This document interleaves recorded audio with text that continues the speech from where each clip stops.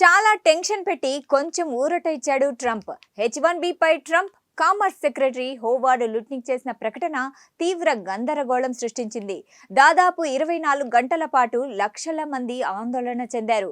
ఈలోపే Trump executive ఆర్డర్లో ఏముందనే clarity వచ్చింది. దీనిపై వైట్ హౌస్ కూడా స్పష్టత ఇచ్చింది. H1B వీసా ఫీజు ఏడాదికి $1,00,000 కాదని, వన్ టైం ఫీ మాత్రమే అని తేల్చింది. అయితే ట్రంప్ తెచ్చిన కొత్త రూల్ సెప్టెంబర్ 21 కంటే ముందే అప్లై చేసిన వారికి వీసా పిటిషన్లకు వర్తించదు. ఇప్పటికే ఆమోదం లభించిన వాటికి ఇది వర్తించదు.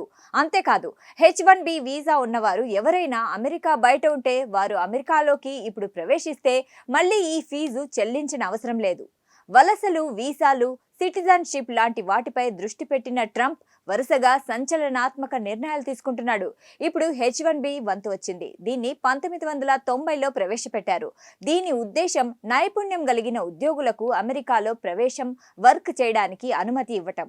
అయితే దీనిపై అమెరికన్ల ఉపాధి అవకాశాలను కొల్లగొడుతుందనే ఆరోపణలు చాలా కాలంగా ఉన్నాయి. ముఖ్యంగా ట్రంప్ ఎన్నికల ప్రచారంలో కూడా దీనిపై మాట్లాడారు. H1B కింద స్కిల్డ్ ఉద్యోగుల్ని మాత్రమే తీసుకురావాలని ఉద్దేశిస్తే తక్కువ వేతనానికి పనిచేస్తారనే ఉద్దేశంతో విదేశీ ఉద్యోగుల్ని డంప్ చేస్తున్నారని ట్రంప్ అంటున్నాడు.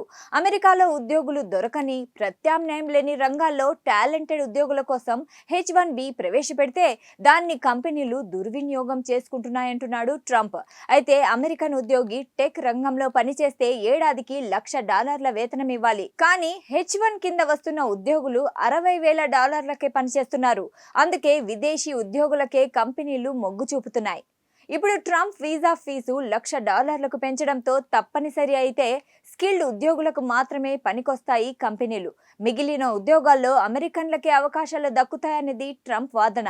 ఇప్పటిదాకా H1B కోసం వసూలు చేసే మొత్తం $1,500 అంటే దాదాపు $1,32,000. ఇప్పుడు దాన్ని $1,00,000 అంటే దాదాపు 90 లక్షలు చేశారు. వచ్చే ఏడాదికి 3,59,000 H1B వీసాలను ఇస్తుంది అమెరికా.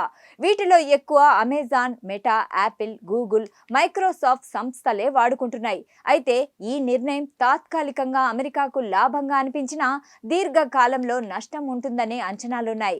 మరోపక్క ట్రంప్ ఎగ్జిక్యూటివ్ ఆర్డర్ సృష్టించిన గందరగోళంలో ఇండియాలో ఉన్న వాళ్ళు ఉరుకులు పరుగులతో ఫ్లైట్ ఎక్కారు. అదే టైంలో ఫ్లైట్ టికెట్ల రేట్లు రెట్టింపాయి. ఎయిర్పోర్ట్లు కిక్కిరిసిపోయాయి.